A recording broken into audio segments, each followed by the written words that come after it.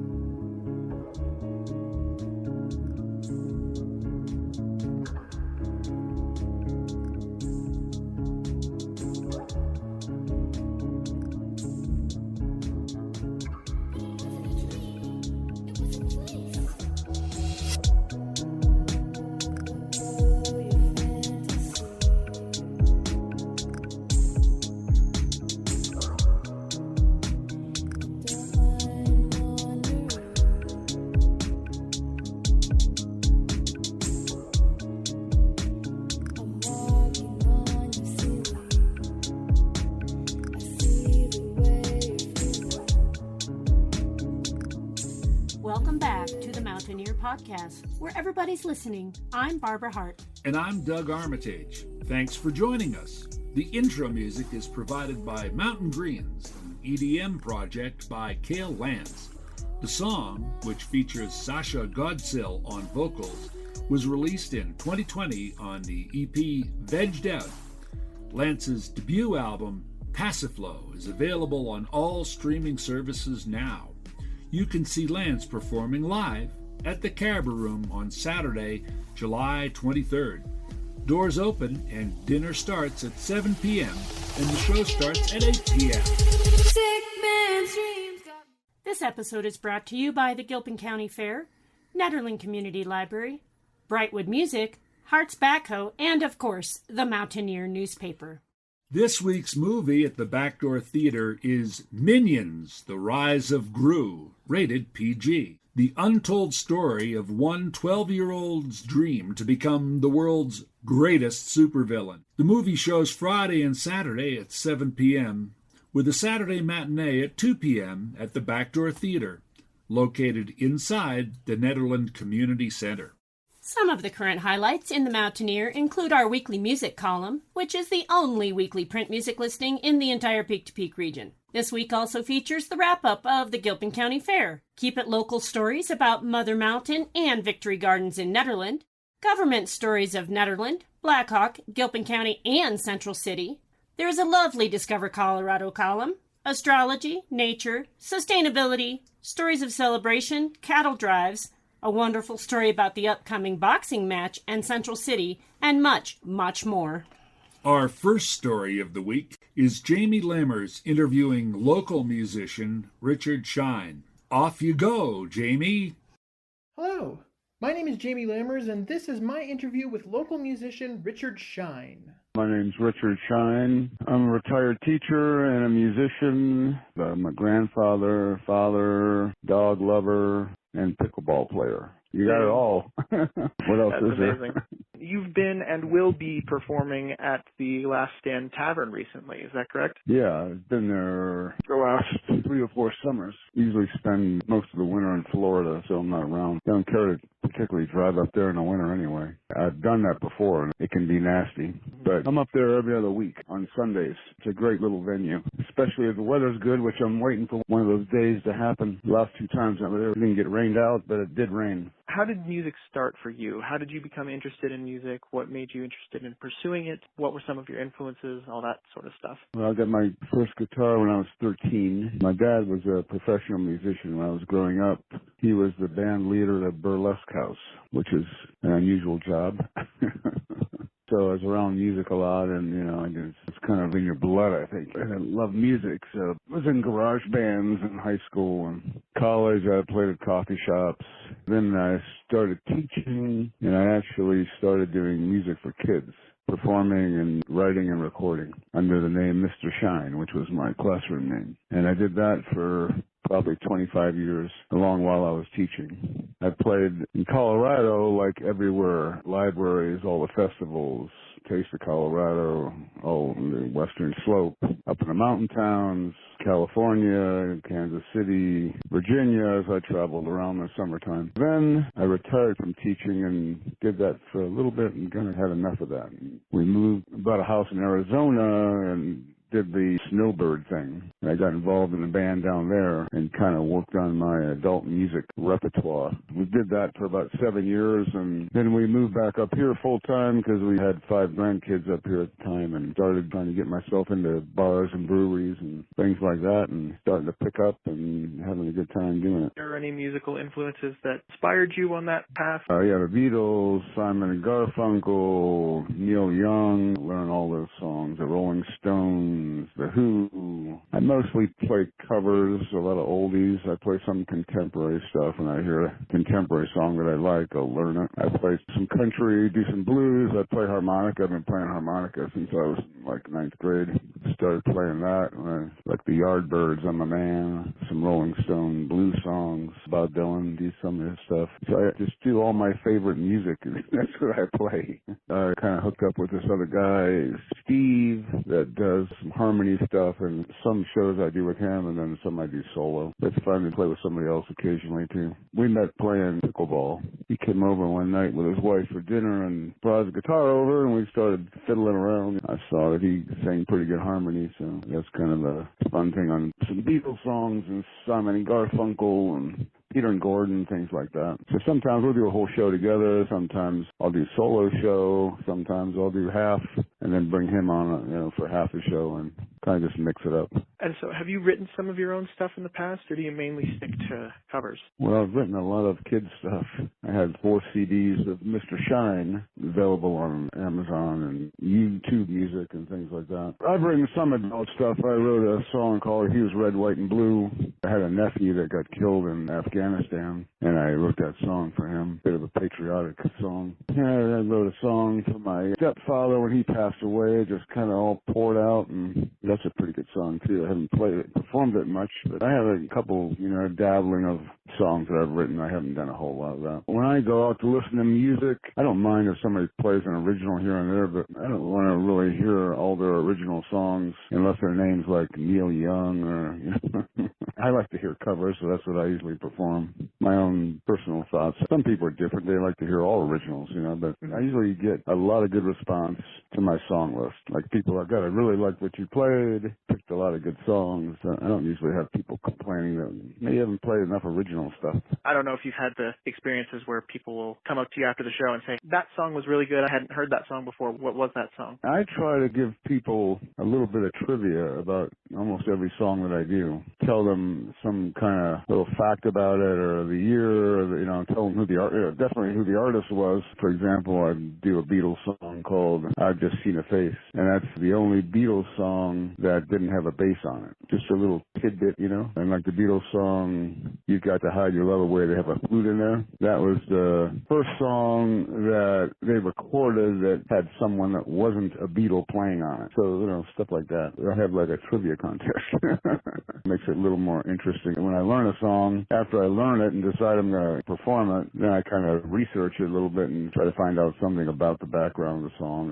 And there's a lot of interesting stories about how songs were written, how the guys came up with the idea. If you think about it, even with my wife, somebody will say something, and I'm like, that could be a song from that little phrase, That's how they come up with this stuff. Or they say something, or they read something and get an idea and then develop it into a song. There's a song, Clint Eastwood, he's like 89 or something like that, 90. He's playing golf with Toby Keith, the country singer. I guess they're friends. And Toby said to Clint Eastwood, you're still directing movies, you're playing golf, how do you keep that kind of that, young attitude? And Clint Eastwood says, don't let the old man in. And Toby Keith ran home and wrote the song, Don't Let the Old Man In. They used that in the ending credits of the movie that Clint was working on, The Mule. And that's the ending song. So that's kind of where he got the idea for that song. I find stories like that interesting, so I try to share them with the audience. I'm interested in songwriters and songwriting, even though I don't do that much adult songwriting. I don't think songwriters get the credit they deserve. If they didn't write the song, there would be no song.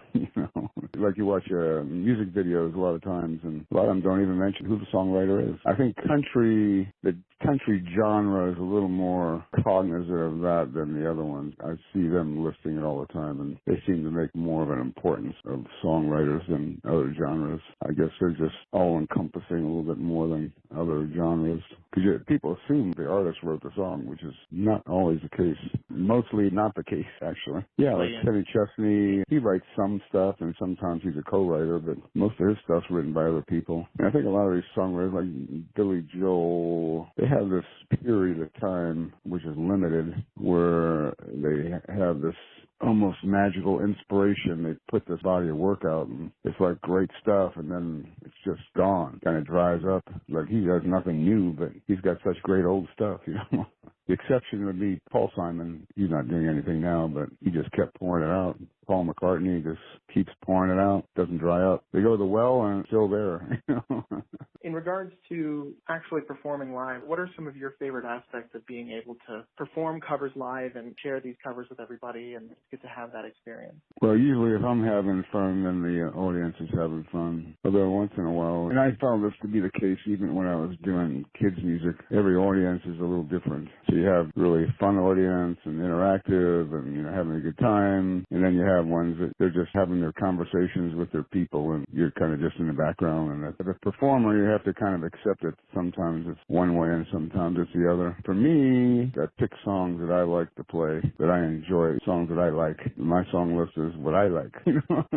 I get people request things, and if I don't know it and it's a song that I enjoy, I'll go home and learn it and play it next time. When you have performers from way down low where I'm at to way up high, the audience is into the show and having a great time. The energy's flowing back and forth. It's a lot of fun. And what do you hope that audiences take away from the songs that you perform, the trivia that you give them, the live shows in general? What do you hope that audiences take away from them? Basically that they just had a fun evening and it was worth their while to come out and listen to me, and hopefully they'll come back and listen again. I think it's a pretty big library, and I don't do the same show any two times. Every show I go back and look at all my song lists and pick out what I think might be good for that evening. Bring out something I haven't played in a while and change it around a little bit. Steve and I have a whole other catalog that we do that's a little bit different than what I do. So basically just hope they had a fun evening and go for Matt, go. There's a lot of fun regulars that come up there. And Tom and Annette are great hosts. It's kind of funny how I got hooked up with them. My wife and I went up there to hear a band. And the band set up outside. Then it started raining. And Tom asked them if they could move inside. They said, yeah, sure. They moved inside. And then it all cleared up. And he said, you guys mind moving outside? And they got so ticked off, they packed up their stuff and left. So I walked up to them and gave them my card. Said, I wouldn't do that to you. And he hired me, and that's how I got started up there. I know it's a hassle I had to do that a couple of weeks ago, move my stuff inside. I didn't have to go back and forth, but if he'd have said, go back outside, I'd go back outside. That's just what you do. That was my introduction to the Last Stand Tavern. Is there anything else just in general you want to add about your shows or about anything coming up or anything in general? Well, that's the only place I'm going to be out in the mountains, so I don't have anything to add about that. But there's probably some other fun venues that I might enjoy being at. No, I think I covered it all. I appreciate you including me in your weekly paper. Yeah, absolutely. And thank you so much for coming on board and doing this interview. This was awesome. Thank you so much to Richard for coming on board and joining us for the podcast. If you want to see him perform live, be sure to check him out at the Last Stand Tavern on 32138 Highway 72 in Coal Creek Canyon on Sunday, July 31st, 2022 at 5 p.m. Thanks, Jamie. Now to the news desk. The Mountaineer will host a candidate forum on Tuesday, August 9th at 5 p.m. at the Nederland Community Library. The election is Tuesday, August 23rd. Keep an eye on the Mountaineer in print and online for important election information. Summer is here, and that means Brightwood Music in Nederland has travel instruments to take with you on your journey. From travel guitars to ukuleles, mandolins to harmonicas, and more, Brightwood has what you need for the aspiring musician or the advanced performer. Brightwood Music is family-owned and operated and has been a Nederland staple for all of your music needs since 2009. They are located at 20 East Lakeview Drive, Unit 109 in Nederland, and can be reached at 303-258-8863. Or check them out on Facebook at Brightwood Music. Peak-to-peak musicians and artists, The Mountaineer is looking for you. We're looking for our August and September featured musician. Would you like a feature story in the Mountaineer print, online, and podcast edition? These are all completed through email, phone calls, or occasional in-person interviews with our journalists. Interested? Check out our contact information at the end of the podcast. And for our next story, Art speaks with several boxers and promoters of the upcoming event Knockout Central, a boxing match happening on August 6th on Main Street in Central City. Take it away, Art. I'm Art DeVitalis for the Mountaineer Podcast. Coming up in Central City, we've got a really big event in early August. Here to tell us a little bit about it is Mayor Jeremy Fay. My name is Jeremy Fay. I am the mayor of Central City, Colorado, and I am the co-promoter or assistant promoter, I guess it would be, on Knockout Central, which is the inaugural professional boxing match that will be held on Main Street in Central City on August 6th at 7 p.m. What's this event all about? Ultimately, it's about entertaining the residents and the visitors to Central City. And through one more event, this one happens to be a boxing event. How it came about is a little bit more interesting than that, but that's what it boils down to. We're going to have 4 bouts. We're looking at maybe adding a 5th bout on August 6th. The last 2 will be professional fights, and the bottom of the card will be semi-pro fights, with the marquee fight being a USBL, United States Boxing League Championship, super middleweight championship. All right, awesome. And is this the first time this sort of thing has happened in Central City, or? That's a great question, Art, and thank you for asking it. You really know how to set a stage. The boxing has a really sweet and long history for Central City. There's been everything from a kangaroo versus man fight in the Opera House on Eureka Street. We had our most famous boxer, I think his nickname was known as Gilpin Red, and he fought many fights, and he even, the story goes, and I haven't backed it up with anything, maybe you could help me find some history on it, that he beat Dempsey in a fight at some point. But he had a few fights here, but unfortunately there's been a long gap since the historical boxing that happened along Central City and Eureka Street, Opera House, and other venues. But those were really in the early 1900s. There hasn't been professional boxing back up here since. So I'm really excited to be a part of this event. Going back to your other question, I'm leaving one major part of it out. My father was a prominent promoter of all sorts of events, mainly rock and roll, but he did a lot of boxing stuff in Colorado and during his career. And the gentleman who's actually putting this on, Aurelio Martinez, called me a couple months ago, and he said, Jeremy, your father was instrumental in helping me get my boxing promotion career going. I've wanted to do a tribute to him ever since he passed. My father had passed in 2013, but I've never gone around to it. I'm sorry this, I'm sorry that. I'm like, Aurelio, what are you sorry about? This, we can do it now. And he said, would you help me? And I said, of course I'll help you. I said, but there's a caveat to that. If I'm helping you, it's got to be in Central City. And there's another caveat to that. If it's in Central City, it needs to be live outdoors on Main Street and free to the public. Those were the confines that I set out for him as a boxing promoter. And as you can imagine, Art, that makes it a little bit difficult to bring in the revenue when it's free and open to the public. But I want as many people there on the streets, seeing this beautiful town, seeing what the streets can look like when they're packed and full of excitement and the adrenaline of boxing. So we're really excited about it, as you can probably hear in my voice. Yeah, definitely. You touched on a couple of things that I was going to follow up with. Is there anything else that makes this special or important to you personally, aside from that? Yeah, so that's it. I moved to Central City in February of 2017 with the stated goal of enhancing the existing commerce, mainly gambling and those relative tight activities around gambling, and enhancing the environment with more arts, entertainment, and hospitality. And nothing goes better with a run at the wheel or some blackjack than a good boxing event. They've been hand in hand in both of their industrial careers. So it was a natural fit when Aurelio called on me. I was like, why hadn't I thought about this before? Let's do some boxing. So, other than that, I got to thank all the sponsors, of course, the casinos and all the businesses along Main Street, et cetera, have really gotten behind this and are supporting it. The city's been great to work with, and we're just really excited to bring this to the community. That's great. And is there anything else that I didn't really touch on that you wanted to add in? And we're going to have Main Street closed off from about 5 p.m. till 10 p.m. There will be a lot of food trucks up here, some bars serving up some libations.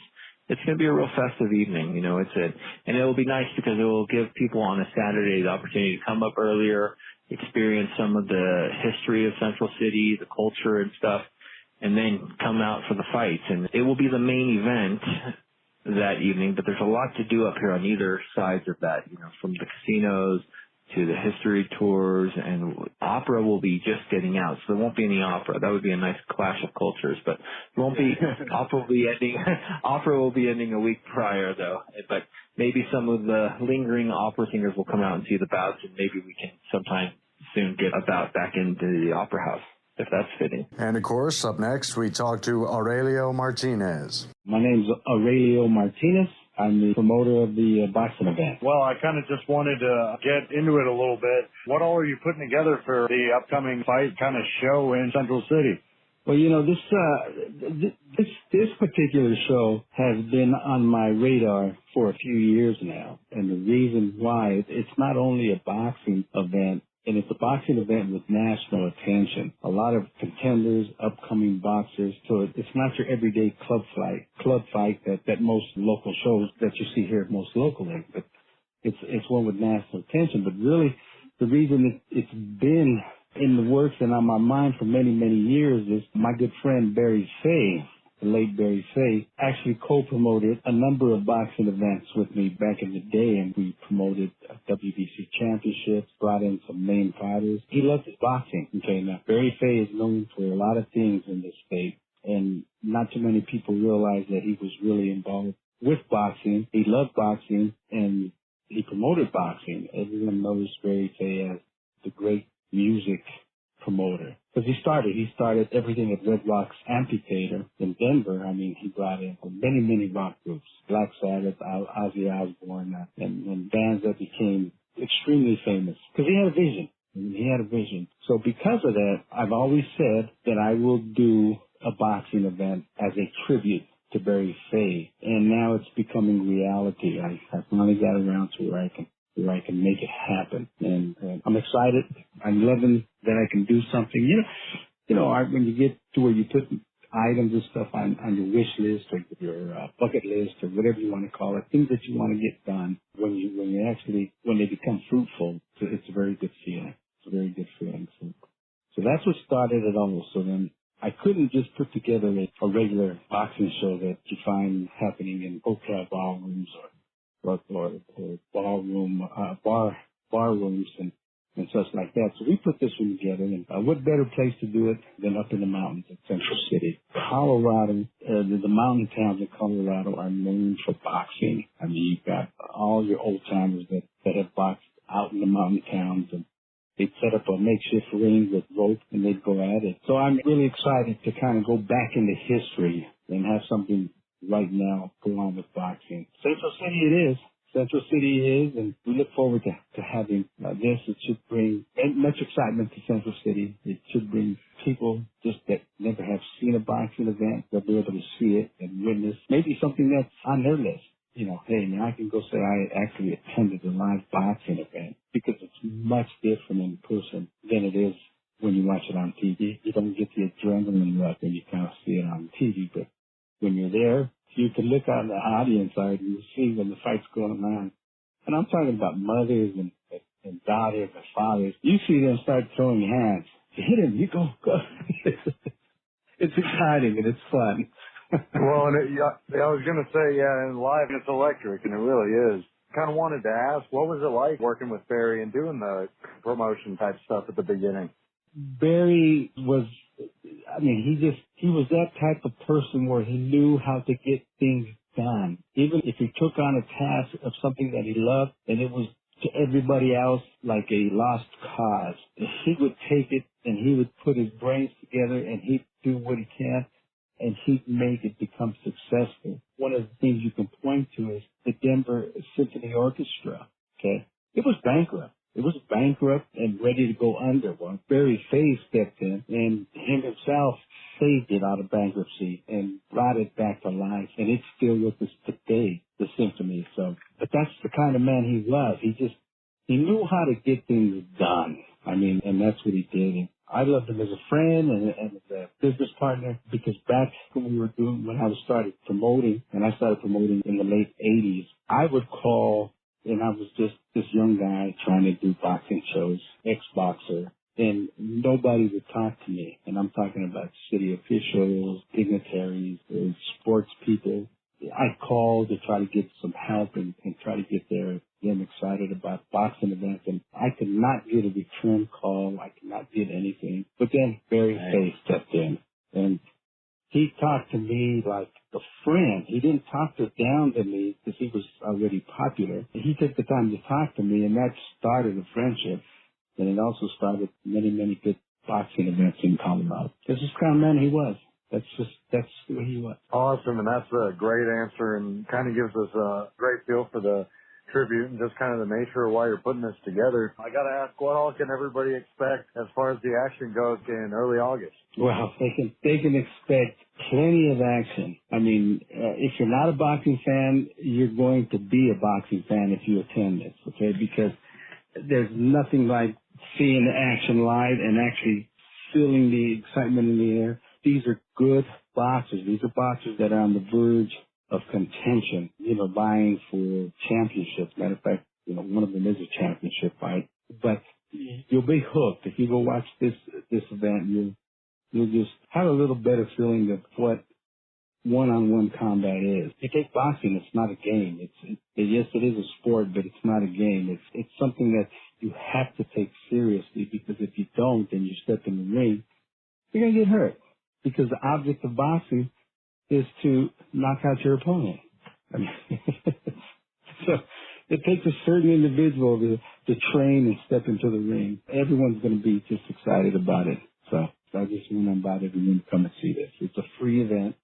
We do have seats available, but it's a free event. You don't have to worry about spending any money. Just come and enjoy the fights. All right. Yeah, I'm pretty sure you're going to get a pretty packed crowd from that alone. Is there anything specific you want to talk about, like match on match?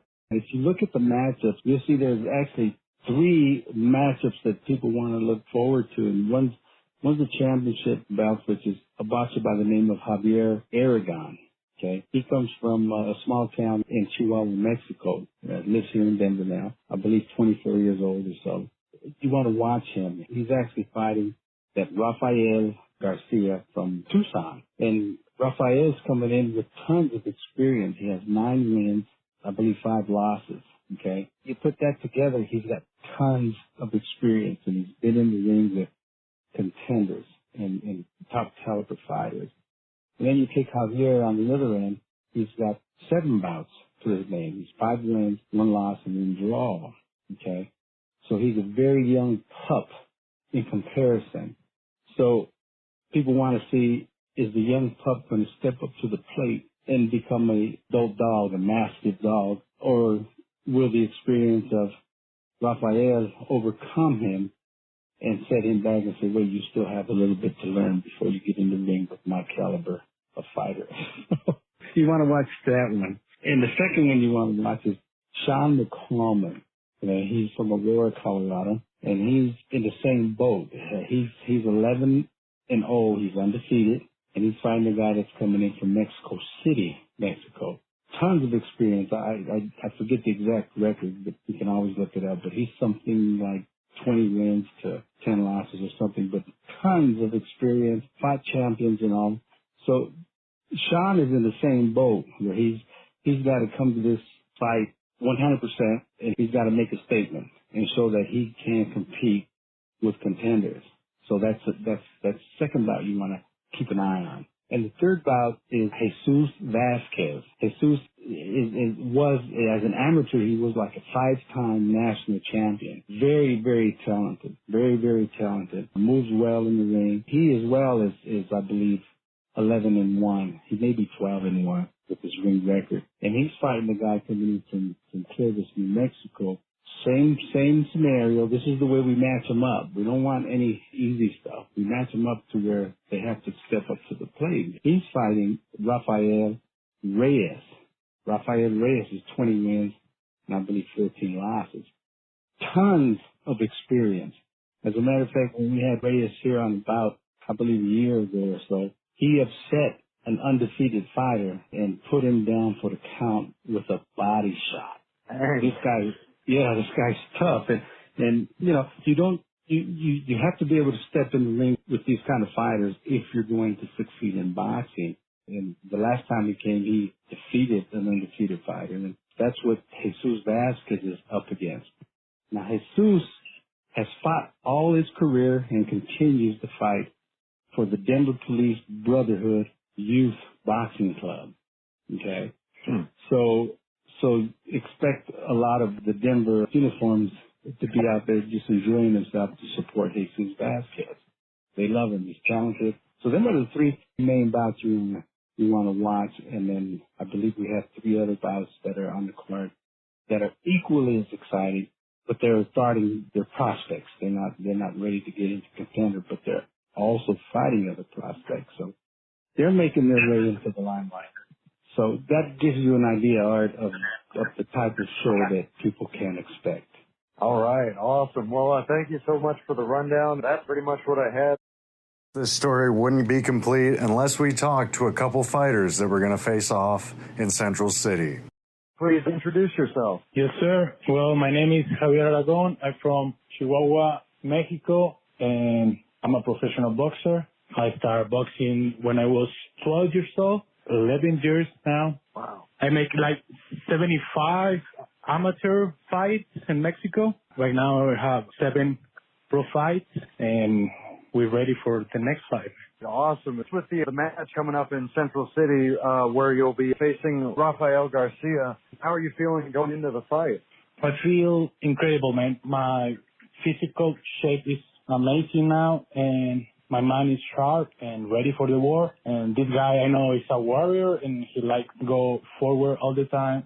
So I am too a warrior, and I want a big fight, you know? Definitely, and it sounds like it's going to be a good match too, for sure. And I know, well, you said earlier that we had to do this a little later because we're training. Yeah, well, we're training every day, good camp, good sparring, and stay focused for the fight, respect, and that's it. I'm ready for him, and I show everybody my skills. All right, awesome. Was there anything that you wanted to add about the match coming up, or anything else you want to say? First but not least, thank you everybody for supporting me and watch the fight.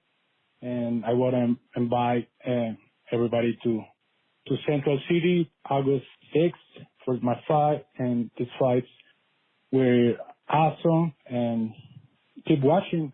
To start off, could you please introduce yourself? Yeah, I'm Rafael Loco Garcia. I'm from Tucson, Arizona, born and raised, and I'm a professional fighter. I've been fighting since the age of 8. My first amateur fight at 10. Yeah, boxing is pretty much my life, and that's what I love to do, and that pretty much sums it up for me. How are you feeling kind of going into this match in Central City that they've got set up for early August? You know, I'm pretty excited to go out there and fight out there, and it's going to be my first time being in Colorado. I just want to go out there and give a good, exciting fight for all the fans that are going to go out there, you know. I'm pretty sure he's going to be ready, but I'm coming on 100%, staying positive, focused, and humble. and I'm just ready to fight. Love fighting. I was born for this, so it's nothing new to me. Just get ready and do what I have to do. All right, awesome answer there. Do you know anything about your opponent, Javier Aragon? No, I don't want to sound arrogant, but no, I don't know anything about him, but I'll figure out everything that night. And, you know, at the end of the day, I just want to have a good show for the crowds and the fans, and I'm going to go and give it my all. All right, awesome. The main thing is when it really gets right down to it is the fight itself. Yeah, and I'm pretty sure it's for a state title. Yeah, that's what I have on my information too. So I think it's going to kind of be the main match, but it's for the middleweight title. See, that's something I want to put on my resume, and I'm going to go give it my all, and the most important to me is giving all the crowd, you know, crowd-pleasing fight, and go out there and show my skills and go out there and have fun, man. All right, folks, and I don't do this often, but when I do, it's usually for a story like this. On Saturday, August 6, 2022, Inside Boxing Promotion presents Knockout Central, a sensational evening in downtown Central City of boxing entertainment. The event will be the inaugural tribute to music industry icon Barry Fay. Knockout Central will take place on the streets in Central City and will be free to the general public with limited reserved table seating at $150 per seat. Look at the lineup for the evening. It's Jose Campos of Greeley, Colorado versus to be announced for a welterweight fight. Up next, it's Sergio Lopez of Denver versus Yomi Heredia of Alamosa, Colorado. They are middleweights, and this is expected to be 4 to 6 rounds. Following that, it's Randall Shuckman of Denver versus Carlos Beruel, both lightweights, 4 rounds. After that one, it's Sean McCallman of Aurora versus Ulysses Jimenez of Mexico City. These are MX super middleweights for 6 rounds. Next fight will be a good one, and it's Jesus Vasquez of Englewood, Colorado versus Rafael Reyes of Clovis, New Mexico. Both are lightweights and expected to last 6 rounds. And for the main fight of the evening, it's Javier Aragon of Denver, Colorado versus Rafael Garcia of Tucson, Arizona. It's a 6-round U.S. Boxing League United States super middleweight contest. Folks, it's Saturday, August 6th, and the last thing to remember is be there. A big thank you to everyone we spoke to in this story. For the Mountaineer Podcast, I'm Art Devitalis. Thanks, Art. Friends, the Gilpin County Democrats hold monthly meetings in person on the 4th Thursday of each month at the Gilpin County Library from 6:30 to 8:30 p.m. Contact gilpindemschair@gmail.com with questions. The Gilpin County Republican meetings are on the first Thursday of the month at 7 p.m. at the Gilpin County Library. You can contact them at gcrcgilpin@gmail.com. Are you interested in being a podcast sponsor? We have sponsorships available starting at $30 per week, or sponsor a whole month for just $99. The podcast reaches a different audience than the print or online edition of The Mountaineer. For our final story, Jamie talks with actress Cynthia Geary of Northern Exposure about life in a small town. Here's Jamie. Hello, my name is Jamie Lammers, and today I have a very special guest for you. She is probably most well known for her role as Shelley Tambo on the hit 90s show Northern Exposure. Please welcome Cynthia Geary.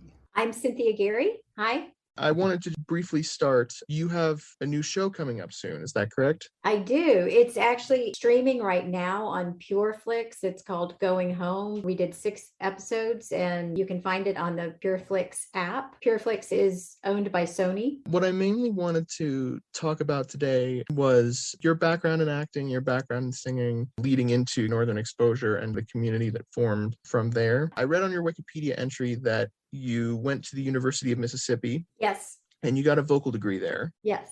What made you decide to go into singing as a kid? What intrigued you about the process? And what made you ultimately change and decide, I want to do acting as well? My mom is a music teacher, or was. My mom is 90 now. So I grew up singing. I like to think that it wasn't nepotism, but I actually think it was. I starred in all the musicals, and I sang in the church choir. She was a church choir director, and I loved performing. And then I was offered a vocal performance scholarship to the University of Mississippi. So I majored in music there, which leads me to why I shifted to acting. I realized once I was majoring in music, I decided that I probably wouldn't make it as a singer. You study classical music when you major in music, and I was singing opera and art songs. And it became pretty clear to me that A, I didn't love it, and B, I wasn't all that good at it, probably because I didn't love it, but I love being a performer. And so I asked my parents to let me go to summer school at UCLA my junior year, and they agreed. I was the youngest of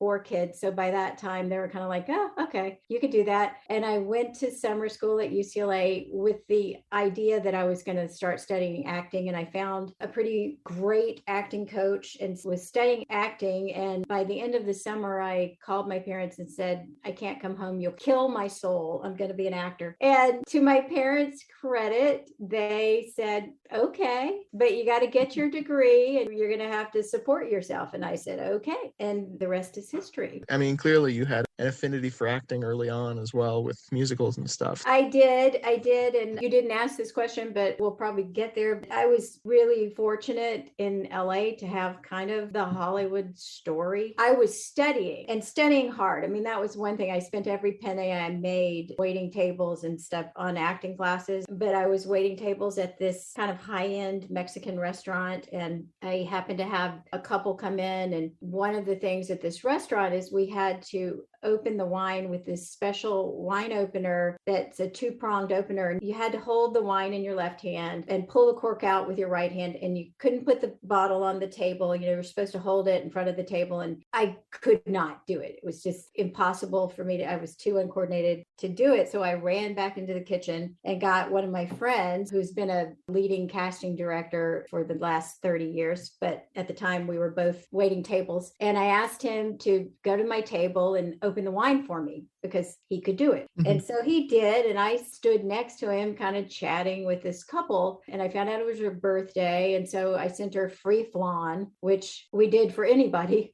But anyway, she thought that was great. And at the end of the dinner, she asked me if I was an actress because everybody who's a waiter in LA is an actor. And I said yes. And she said, well, here's my card. Why don't you call me and come into my office and bring all your tape? And I was like, great. So then I looked her up and realized she was with a prominent management company and they handled big stars. And her husband was a producer with another prominent company. And so I was like, okay, wow, this is awesome. I got to get my tape. I had done some commercials and the only dramatic acting tape I had was I was on this show. It was a quote unquote reality show called Divorce Court. Just so you guys know, sorry, none of this stuff is real. I mean, maybe some of it, but it's scripted. All these things that you think, I don't know, maybe The Bachelor is real, but a lot of it is scripted. So I had played this character that oddly enough was a younger woman married to this older man who is like a scientist or something. And we were on Divorce Court. And so I went into her office, gave her the tape, and she watched it. And she was like, okay, we're going to burn this, but I'm going to sign you because I like you and I think you have something special. So she did, and she got me with an agent, and I booked Northern Exposure about 3 months later. Amazing. And then I was moved to the Pacific Northwest. So I wasn't in Hollywood long enough to really be a part of Hollywood. Aside from Divorce Court, wasn't Northern Exposure like your first show? It was,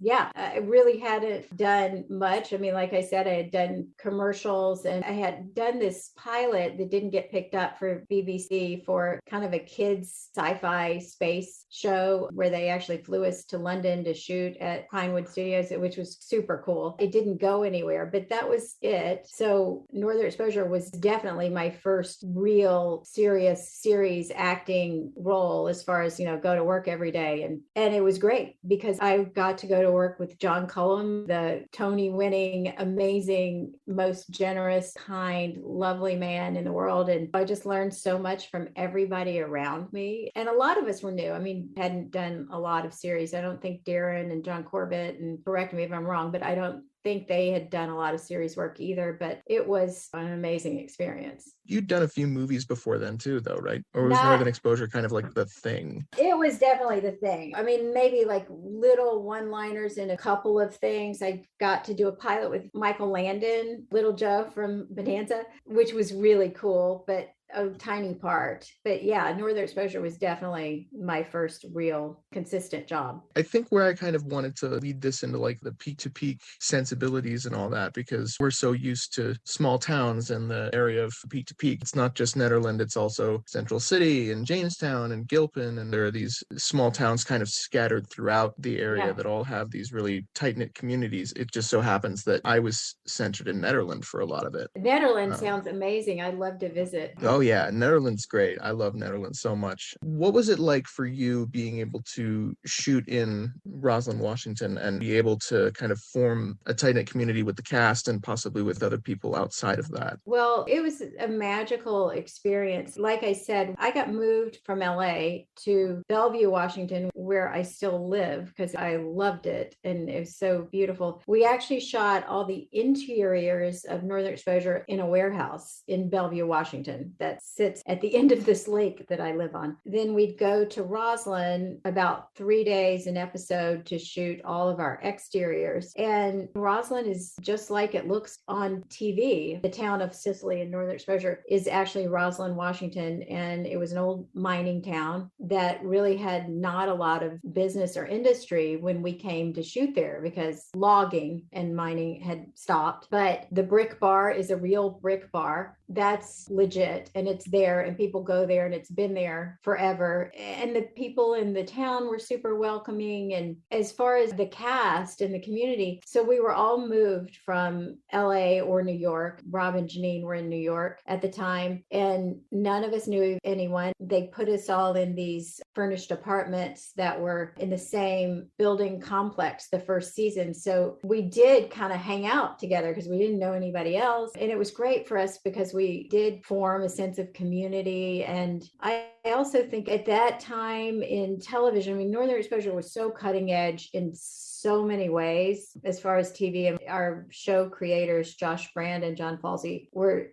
just so innovative. All the things that we take for granted now, they did on this show. But we were also one of the first to shoot on location. TV shows didn't do that before this. And because of that, we never saw the network execs or the suits and stuff. We only saw them at the Emmys and at award shows. So we were kind of left alone to make our show, which was beautiful and wonderful because I've since then had worked on other shows where you sit at a table every week and you do what's called a table read and you read the script and then every exec has to give their feedback. Oh, I think she should do it a little more like this, or we should change that line or this or that. And I feel like a lot of times that takes away the magic of when you're on the set and you're real. I mean, I think that we were fortunate that nobody thought it was going to be a hit. And so we were kind of left alone to make this show, especially the first couple of seasons. We didn't really see executives very much. So it was just kind of like, we're just making this show. And it was fun. And you argued at one point that I must have found it in an interview somewhere that Sicily really was the star of the show in a lot of ways. Oh, yeah, I think so. I mean, even now we still have reunion things with fans 30 years later that come to Roslyn and visit. And I've met many of them and they're just amazing people. But I think one of the things that resonates with everybody is how special this town was and that you have all these different characters with different backgrounds. I mean, you have the astronaut, Maurice, and Holling, who's the Canadian trapper, and me, who's this 18-year-old Canadian beauty queen. And you've got Maggie, who's the pilot, and Joel from New York City. And we're all so completely different, but we still care about each other and everybody roots for each other. I mean, it's kind of amazing, I think, today to have a show like that that's very positive, but it's not sappy at all. The characters genuinely cared about each other and want the best for each other, even though they get into disagreements. And Maurice might be materialistic or egotistic, and Joel might be condescending, but we still, in the end, care about what happens to each other. And everyone's heart is ultimately in a good place. And you mentioned the fan reunions and you mentioned how great it is to still have that community. And I think for a while, even Nederland kind of connected itself to Sicily for a bit in regards to how the town kind of functions as a whole. What are your thoughts on the fact that Northern Exposure as a show all this time later is still able to resonate with people in that way? I think it's wonderful. And I really do think it was a unique, special show. I have to say, I can't understand why it's not streaming somewhere. I mean, you can't right now find the show anywhere. And there's issues with the rights. Universal Studios owns it. And there was talk about doing a reboot show. Josh Brand was going to write the pilot, but it didn't happen a couple of years ago for a variety of reasons that I probably don't even know. But I do think it's super unique and special. We had our 30-year reunion a couple of years ago, and the most touching thing to me was there were parents who brought their kids, who've introduced their kids to the show, and like 3 generations that watched the show together. They had a costume contest where you dressed up like your favorite character. And, it was like 3 generations of Shelley's down to a little girl who was like 10 years old who had all watched the show. And I thought that was so sweet. And the other thing that I think has touched me so much about doing this show and just being an actor in general, and I'm finding that with my new show too, is I had someone that I met a couple of weeks ago who quoted a line from the show, from the episode Burning Down the House, about, and now I can't even quote it, I can't remember, but it was about, Maggie, don't wait until your house burns down to do what you want to do and be who you want to be. And this person was saying, that really resonated with me at that time of my life. And I think the show was so well written that there were so many things that resonated with people. And that's pretty special too, because I think we're in people's homes. At that time, you couldn't stream, and once a week we're in their homes. And I've had people come to me and say, I was going through a really rough time in my life, and Northern Exposure was so important to me. I waited for Thursday night to watch the show, or Monday night when we aired. I think we switched at the end. Or people are like, that's when I was in law school, or that's when I got married, and this show was important to me for this reason. And it's pretty cool and special. I think this was just mainly a question that I just was curious about in regards to the show. You actually got to combine your singing and acting backgrounds in the episode Old Tree, when Shelley is all of a sudden afflicted with this thing where she has to sing, she can no longer talk.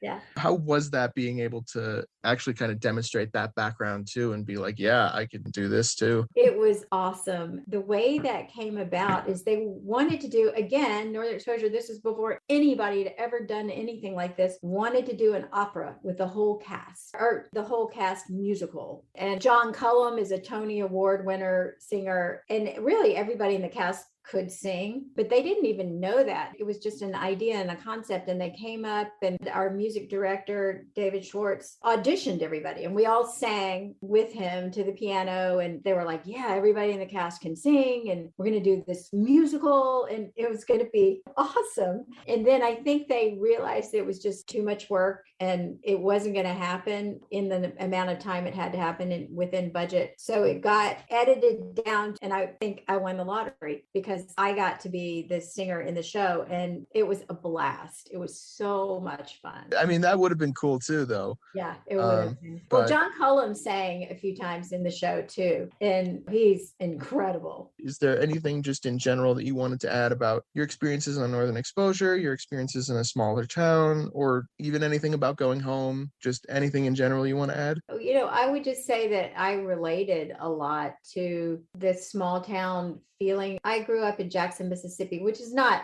as small as Sicily or Roslyn, but I think I did have the same experience as far as my community that I grew up in. I knew all my friends' parents and grandparents and brothers and sisters, and we all knew each other forever, and you have that history where you go back, and I still do. I'm still really close to my friends that I went to elementary school, high school, college at Ole Miss. I'm looking at, we have a group text that we talk every day still, and there's 8 of us. And the same with my family. I'm the youngest of 4 kids, and I know the beauty of growing up in a town like that is that people stay and generations stay. And so I know my brothers and sisters sister's friends. I know their parents because their parents are my parents' friends, and we know their kids. And now my family spans 4 generations. There's great grandchildren, and my parents are in their 90s, and we go back and celebrate holidays together. My brothers still live in Jackson, Mississippi with their families, and my sister lives in Atlanta. And it's, I think, the most amazing, special feeling to be able to have that network of people that know you so well, and that I think my friends there are more like family. I don't know whether we'd be friends now if we met. We've had totally different lives and everybody's done different things, but because we grew up together, I know they have my back and I love them, and they're more like my sisters than probably the friends that I would meet now as an adult. I just feel like they're my family. And I think that's another thing that I think is similar to Northern Exposure and Sicily, is that you have these people that are so different and from different backgrounds, completely different, but somehow they all have this common thing, and it's being from this small town and caring about it, and it makes them care about each other and accept each other. You know, just thinking off the top of my head, there's just one more really random question that I can't help but ask. Did anybody get to see the intro as it was shot?